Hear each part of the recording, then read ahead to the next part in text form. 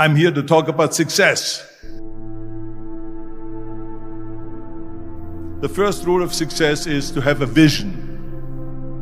You see, if you don't have a vision of where you go, and if you don't have a goal where you go, you drift around and you never end up anywhere. I mean, as you know, I was born in 1947 in Austria after the Second World War. So I was very fortunate that I stumbled onto my vision. And I didn't really like Austria when I grew up. I couldn't wait to get out of there. I couldn't see myself becoming a farmer or a worker in a factory or anything like that. Even though my parents wanted me to stay there and have a normal life. But that was their vision, not mine. My vision was totally different. I felt that I was born for something special, for something unique, for something big. Then one day I went to school. I remember I was 11 years old, and they showed a documentary about America. And there they showed in this documentary the huge skyscrapers, the high-rises, the huge bridges, the 6-lane freeways, and all of this stuff. And I said to myself, that's where I want to be.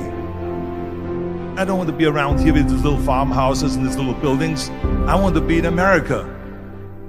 One day after school, I walked by a store in Graz. So I went inside and I looked around, and then I saw a magazine. I saw a bodybuilding magazine that had Reg Park on the cover. Reg Park was then a 3-time Mr. Universe. And I saw him on the big screen as Hercules. I read that and I said to myself, wow, this is the blueprint for my life. This is exactly what I want to do. I want to become a bodybuilding champion just like Reg Park. I want to get into movies just like Reg Park. And I want to make millions of dollars and be rich and famous just like Reg Park. Do you know how great it felt that I knew where I was going? Imagine the majority of people don't know where they're going. I knew where I was going, that I'm going to become this bodybuilding champion just like him. So it was just a question of how do you do it? I was so relieved, because when you have a goal, when you have a vision, everything becomes easy. So people always ask me, when they saw me in the gym in the pumping iron days, they say, why is it that you're working out so hard? 5 hours a day, 6 hours a day, and you have always a smile on your face. And I told people all the time, I said, because to me, I'm shooting for a goal. In front of me is the Mr. Universe title. So every rep that I do gets me closer to accomplishing that goal, to make this goal, this vision turn into reality. Every single set that I do, every repetition, every weight that I lift will get me a step closer to turn this goal into reality. So I couldn't wait to do another 500-pound squat. I couldn't wait to do another 500-pound bench press. I couldn't wait to do another 2,000 reps of sit-ups. I couldn't wait for the next exercise. At the age of 20, I went to London and I won the Mr. Universe contest as the youngest Mr. Universe ever. And it was because I had a goal. So let me tell you something, visualizing your goal and going after it makes it fun. You got to have a purpose no matter what you do in life. You got to have a purpose. 74% hate their job in America. Now, there is not much different when you come to Europe. The majority of people don't like what they're doing, because they're really not doing it because they didn't have a goal and they followed this goal. They just aimlessly drift around, and then all of a sudden there's a job opening, so they get that job because you have to work. But then when you work, it's a chore. It's work. It's not fun. So if you think about, only a quarter of the people really enjoy what they're doing in life. That is unbelievable if you think about it. So I felt so blessed that I knew what I was doing.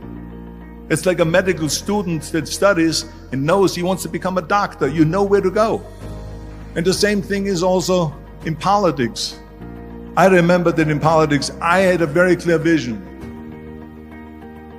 that I will be the leader of California. That's as far as I could go because I was not born in America, so I could not run for president. So being the governor of the fifth largest state, the largest state, the fifth largest economy in the world, was for me really the ultimate title, the ultimate accomplishment in politics. So even though people came up to me and says, why don't you go and run for something smaller, you're never gonna make it. I ran for governor, and then 2 months later I became governor of the state of California. Again, because I had a very clear vision what I'm gonna do with California. So that's rule number one, have a vision. Rule number two is, don't listen to the naysayers. Don't listen to the naysayers.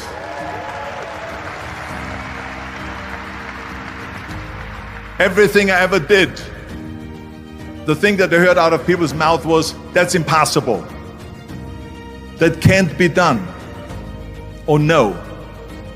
That is exactly what I heard, and of course I proved to the people that it can't be done.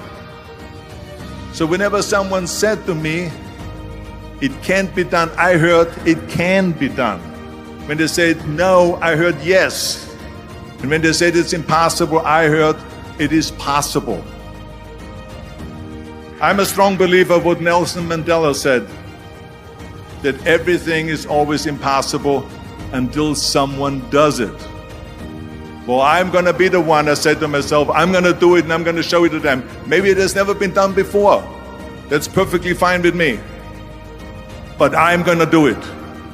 And I did not listen to the naysayers. It's all about the hard work that you put in. I said to myself, in bodybuilding I worked out 5-6 hours a day. I'm gonna do the same thing now for acting.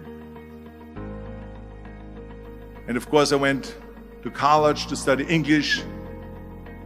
I studied the accent removal, acting classes, and all of this stuff, all day long.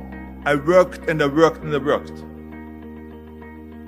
And within a short period of time, I made one movie called Hercules in New York, which of course went right into the toilet. But it didn't discourage me. I still had the same vision. And then all of a sudden I did Streets of San Francisco.